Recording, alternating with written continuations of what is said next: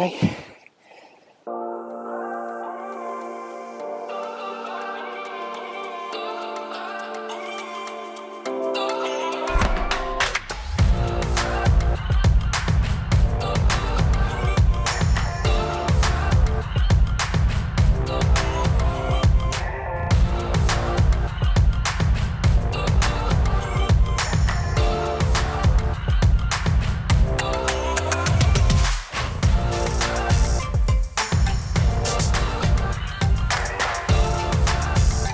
So this is a bit out of my comfort zone. We're in lockdown at the moment in the UK and I can't get on any whitewater rivers. So I've come out on my mountain bike. Now the last time I did this properly, Police Academy was considered to be a top comedy film. So I'm afraid you're going to have to put up with the mountain biking equivalent of driving Miss Daisy. The reason why you're getting to see my amazing cycling prowess today is because of the camera that is mounted to my chest, the new Insta360 Go 2, and as you can see it is absolutely tiny. Now the new camera addresses some of the shortcomings of the original. You can now record longer clips. For example, you can set it to 30 minutes long within the app, and it's also waterproof down to 4 meters. It comes in a little rechargeable battery pod, which also serves as a remote control, and you can also set the settings on the camera that way as well.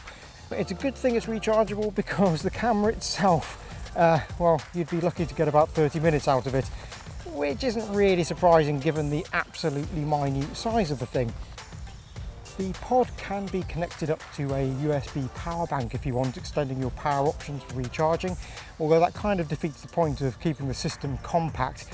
However, it is that compact size that makes the Go 2 so compelling in the first place.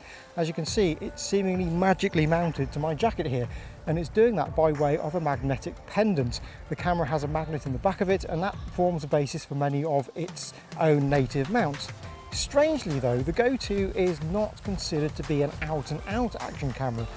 Insta360 see it as much more of a lifestyle kind of device where people can get sort of off-the-cuff moments, and for that it's absolutely perfect. The pod that it comes in, you can stick it in your pocket and take it anywhere. I found myself literally just taking it out when I take the dog for a walk because it is so convenient to do so, and I don't think I could say that for any other action camera around. Because of its small size, the Go 2 doesn't have any form of display on it. You're reliant on haptic feedback, the vibration that it makes as you press the button, and you also have to press the button in different combinations to get different functions. For example, by default, if you press it once while the camera is off, it will go into standard video mode. However, if you turn it on first and then press record, it will go into pro video mode, which gives you access to all the bells and whistles such as the flow state stabilization. But Insta360 haven't just left it so that you're stuck with those settings. You can go into the app and you can change those around to make it more convenient. For example, I have set it up so that if I press the record button when the camera is off, it will go into the pro video mode, which obviously for me is much better and gives me much more options for playing around with the footage and post. I can select the angle of view, such as linear, or the action camera view, or the narrow view. It just gives a lot more options. The picture quality from the Insta360 Go 2 is very pleasing to the eye for such a small device.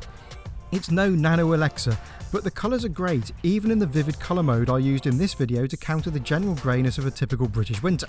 Unlike previous Insta360 cameras, the Go 2 isn't over sharpened, and it has a good balance to it without looking too digital.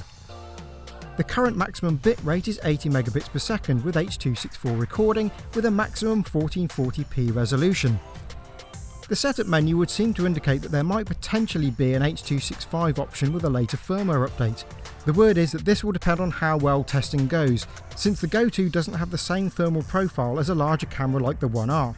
The Go 2 does come with 29GB of internal recording space. That's equal to around 30 minutes of recording time, which coincidentally is around the same time as the battery lasts. If you need to extend your recording time more, you're going to have to offload that footage to your mobile device or your computer. The stabilisation is exceptionally good, easily equalling the competition out there. It was getting knocked about all over the place with a lot of these shots and it remained perfectly stable. It's not too shabby in low light either, especially if you use the app's low light noise reduction. Even the 120 frames per second slow motion looks pretty good. As I mentioned before, the battery life is pretty short, but between locations you can put the camera into its little pod to put some more juice in before using it again, or you can use it within the pod itself to get up to 150 minutes of life. But make no mistake, this is not the camera to get if you want to record lots of extended shots on its own. Speaking of the pod, it does have its own little tripod legs built in. These aren't the most sturdy of things and it does require a perfectly level surface to work well, however it's a nice touch. There is however a 1/4 inch screw thread that's built in which gives further options for mounting as well. There are a few other little niggles here and there. Battery life is one of course, but the other is that it's quite easy to accidentally press the front button on the camera and start it recording while you are simply handling it or putting it into a mount. My review camera, as you can see, has seen quite a bit of the British winter weather, and as a result the once pristine white finish is a little mud stained. I should say though that my review camera was a pre-production version, and I have been told that the release version of the pod will be a gloss finish, not the matte one you see here, which should help any discolouring in the future. Audio wise, the camera has a single microphone on top of the device. Wind reduction is taken care of by way of Insta360's in-app processing. This is great for quick videos, although being quite old school I do prefer to try and reduce the wind noise as much as possible at the time of recording. I had effective results using Rycote's stick-on micro wind jammers, which stick pretty well to the top of the action camera mount and to the top of the pod. You can't stick one onto the camera itself however, because then it won't be able to fit into the charging pod. I do love the Go 2's tiny size though.